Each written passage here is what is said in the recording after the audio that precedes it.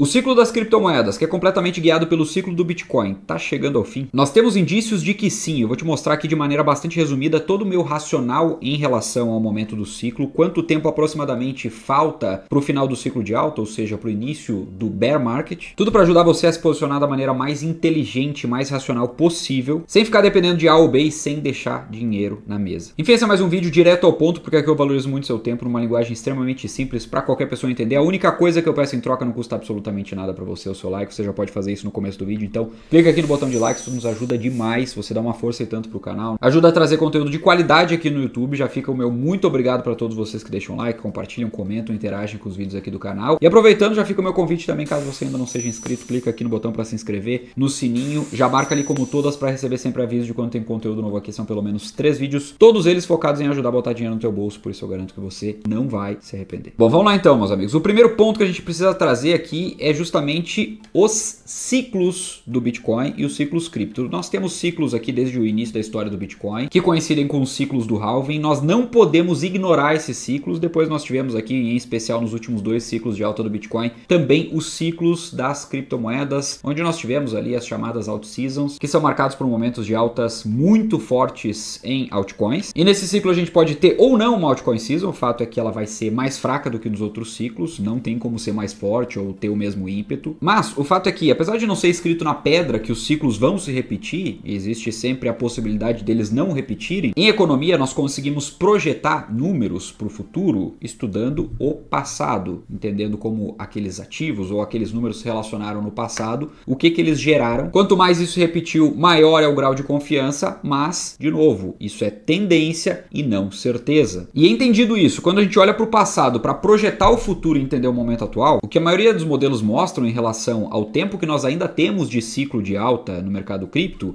é entre 2 a 5 meses. Isso considerando, por exemplo, aqueles modelos que pegam a mínima do Bitcoin, a máxima do topo anterior, exatamente o momento do início do halving. Eles não destoam muito nisso, ou seja, nós temos aqui, eu estou gravando no final de julho, final de setembro, até aproximadamente final de dezembro, final de 2025. Então não perca isso de vista. No meu racional, por exemplo, eu não fico preocupado em acertar a máxima do Bitcoin ou das altcoins. Eu fico preocupado sim em sair em bons momentos. Não vai ser no melhor momento, até porque eu vou fazendo vendas parciais até zerar as posições. Agora, emendando aqui, outro ponto que se fala muito é justamente sobre a liquidez global. E aqui tem uma confusão até que o pessoal faz, que é simplesmente considerar a liquidez global sem considerar a variação cambial. A liquidez global, ela é medida, via de regra, em dólar, só que nós temos o efeito DXY, que é o principal índice do dólar. Ele mede o dólar contra uma cesta de outras moedas, as principais do mundo. Ou seja, muita gente aqui faz confusão porque a liquidez, por vezes, não está subindo tanto quanto o pessoal desenha por aí. Grande parte do aumento de liquidez que estão desenhando aí em 2025 é justamente variação cambial. E eu tô falando isso só para dizer que a liquidez não subiu com tanto ímpeto como você vê aí na maioria dos gráficos. Mas em se tratando de valores nominais, sim, a liquidez global está na máxima histórica, em 183,2 trilhões de dólares aproximadamente nesse momento. E o que eu quero dizer com isso? Tem muita gente animada por aí falando que, nossa, a liquidez global vai explodir agora e a gente vai ter uma grande altcoin season. Na verdade, não. Ela vem subindo, tende a aumentar o ímpeto sim, tá numa curva ascendente, só que essa subida ela não é tão íngreme assim como foi em ciclos passados, por exemplo, e que se deu por motivos diversos. E o fato é que nós não temos exatamente o mesmo cenário de expansão de liquidez que nós tivemos em 2021, por exemplo, inclusive com as taxas de juros menores, já que a gente está aqui com a maior economia do mundo, com taxas de juros em patamares bem superiores à média. Isso impacta sim o mercado cripto. Outras das grandes economias do mundo, como Inglaterra e Japão, também estão em aperto quantitativo, ou seja, o chamado QT, Quantitative Tightening, que trazendo para o bom português significa que eles estão diminuindo a liquidez da economia nesse momento e não aumentando. Agora, feitas essas ponderações para entender que não é tudo lua, como o pessoal fala por aí, sim existe uma tendência de aumento de liquidez global como um todo, principalmente puxada pela maior economia do mundo, pelos Estados Unidos. O mercado tem uma certa expectativa, inclusive, que o Quantitative Tightening cesse cresce nos Estados Unidos, que nós tenhamos uma injeção maior de liquidez, incluindo em todo o pacote aqui também cortes de juros, que não vem no mês de julho. E nós temos alguns pontos apontando para isso, como por exemplo, alguns dados econômicos mais fracos nos Estados Unidos, mostrando, por exemplo, uma maior fraqueza com dados de emprego, o que ao natural ajuda a pressionar o Federal Reserve para baixar as taxas de juros. Porém, nós não podemos esquecer que durante o mês de agosto nós vamos ter algumas definições em relação às tarifas. E o Federal Reserve não deve sinalizar nada antes de uma solução para as tarifas aí, pelo menos acordos com a maioria dos países. O lado positivo é que esses acordos já estão sendo costurados e a partir disso, a partir de números, de fato,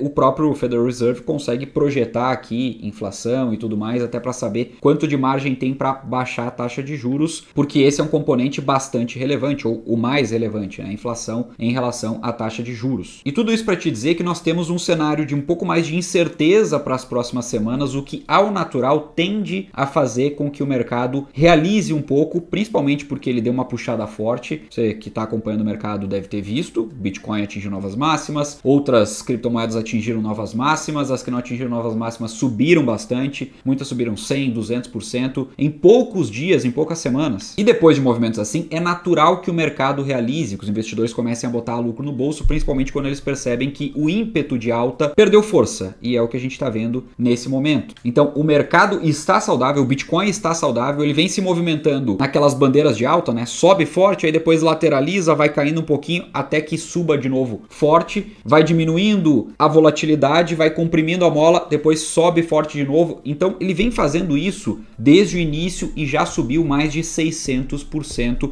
Exatamente fazendo esse tipo de movimento. Agora, o que você precisa ter em mente? Que o Bitcoin lateralizando, fazendo aqui algumas quedas, renovando mínimas aqui dos últimos dias, fazendo aquilo que ele vem fazendo nessas bandeiras de alta, como eu falei, no ciclo todo. E qual é o comportamento das altcoins nesses momentos? As altcoins maiores, elas caem mais do que o Bitcoin e as menores caem muito mais do que o Bitcoin nesses momentos de lateralização aqui com uma pequena queda, e queda inclusive de volume, por exemplo. O que eu quero dizer com isso é que racionalmente eu me posiciono inclusive de acordo com esse momento, o mercado está tendendo a realizar e não a fazer novas máximas logo na sequência, logo nas próximas semanas. E depois dessa realização, os próprios investidores que realizam, como no caso esse que vos fala, tendem a buscar com preços menores, depois que a faca terminou de cair, ou seja, eles não pegam a faca caindo, preços melhores para reposicionar no mercado, ou seja, voltam para o mercado buscando exatamente uma nova pernada de alta para poder, ali na frente, novamente realizar lucro. Só que aqui entra um ponto crucial. Se a gente vai estar falando aqui do final de setembro para frente, para isso acontecer, para a possibilidade de novas altas, do mercado animar novamente, nós vamos ter todo esse cenário que eu falei, uma maior liquidez nos mercados, quem sabe até já um corte de juros dentro do mês de setembro, se não em setembro, já precificado para o outro corte de juros lá no final de outubro, questão das tarifas praticamente resolvidas e um novo apetite, uma volta do apetite ao risco do mercado. Isso traz dinheiro novamente para os mercados de maior risco, né? Desses mercados, por exemplo, como o mercado cripto, como bolsas, como ativos de tecnologia. E aí sim, confirmando esse cenário, nós devemos ter a última pernada de alta desse ciclo. No melhor dos mundos, o próprio mercado americano dá uma realizada agora também, as ações caem um pouco, os investidores botam um pouco de lucro no bolso, para num momento de maior apetite a risco ali, em setembro, a partir do final de setembro, voltar junto com o mercado cripto, porque é aquilo que eu sempre falo, existe uma correlação forte, principalmente da bolsa de tecnologia, a Nasdaq, com o mercado cripto, e esse seria o cenário ideal, e esse é um cenário que eu acho bastante factível. E reafirmo, essa seria, na minha opinião, a última pernada de alta. Eu já vou para ela com as minhas ordens de venda ali posicionadas, vendas parciais, à medida em que o mercado vai subindo. Então, o que eu enxergo para as próximas semanas e depois meses de 2025? Mercado realiza, diminui volume, mola comprime e depois vem volatilidade novamente pela frente. E é importante salientar aqui, esse tipo de movimento pode demorar muito menos tempo do que eu vejo gente falando por aí pela internet. Em resumo, esteja preparado para esse tipo de cenário. Não deixe de estar posicionado respeitando o seu próprio perfil de risco, mas também não deixe de realizar lucro para não deixar dinheiro na mesa, porque como eu falei, nós temos agora uma tendência sim do mercado dar uma realizada. Dito isso, sem mais, eu vou ficando por aqui, já vou deixar a recomendação desse outro vídeo para você assistir, é só clicar nele, um forte abraço e a gente se vê lá.